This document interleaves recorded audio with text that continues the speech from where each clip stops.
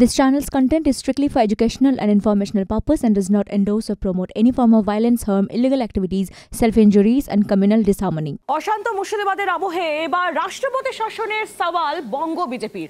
গতকাল শুভেন্দু অধিকারী ৩৫৫ ধারা জারির দাবি জানিয়েছিলেন, আর আজকে আরো এক ধাপ এগিয়ে গিয়ে দিলীপ ঘোষ তিনি ৩৫৬ ধারা জারির দাবি জানিয়েছেন। পাল্টা তোপ তৃণমূল কংগ্রেসের। রাস্তা দুই ধারে আগুন জ্বলছে, শয়ে শয়ে গাড়ি পুড়ে আছে, হিন্দু এলাকা পুরো লুট হয়ে গেছে। ৩৫৫ ৩৫৬ই দরকার হবে।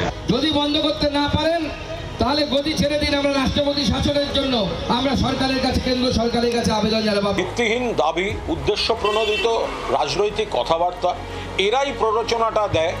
মুর্শিদাবাদের অশান্ত পরিস্থিতির প্রেক্ষিতে রাজ্যে ৩৫৫ ধারা জারির দাবি শুক্রবারই তুলেছিলেন বিরোধী দলনেতা শুভেন্দু অধিকারী।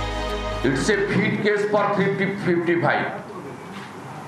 অবিলম্বে সুতি, জঙ্গিপুর, শামশেরগঞ্জ, ধুলিয়ান এই থানাগুলোতে 355 করে দেওয়া উচিত। শনিবার জল গড়ালো আদালতে। রাজ্যের আইন শৃঙ্খলা পরিস্থিতি বিঘ্নিত, এই অভিযোগে হাইকোর্টের দ্বারস্থ হলেন বিরোধী দলনেতা। শুভেন্দু অধিকারীর থেকে এক কদম এগিয়ে রাজ্যে ৩৫৬ ধারা জারির দাবি তুললেন বিজেপির দিলীপ ঘোষও।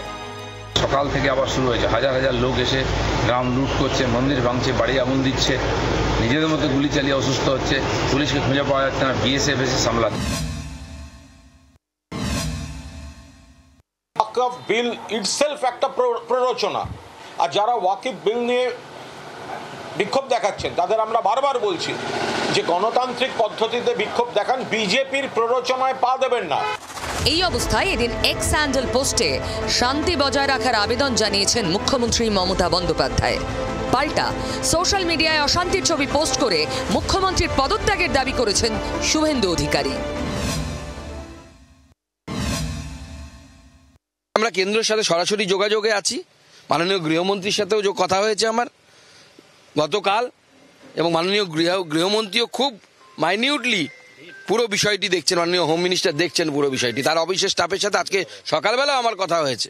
সুকান্ত মজুমদাররা যে এক এক ভাষায় কথা বলছেন, শকুনের রাজনীতি করছেন, তো তারা চাইছেন গন্ডগোল হোক। তাদেরই কোনো এজেন্সি ওই এলাকায় অপারেট করতে গিয়ে তাদের স্পন্সর্ড লোকেদের দিয়ে গন্ডগোল করানোটা শুরু করে লোক খেপাচ্ছে কিনা এটাও তদন্ত করা দরকার।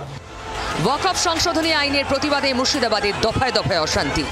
এই অবস্থায় শান্তি বজায় রাখার আবেদন করছে শাসক দল, প্রশাসন।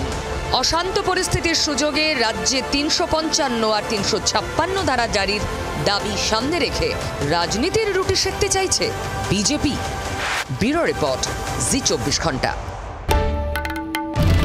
বাংলার আওয়াজ, বাঙালির আবেগ, জি ২৪ ঘন্টা।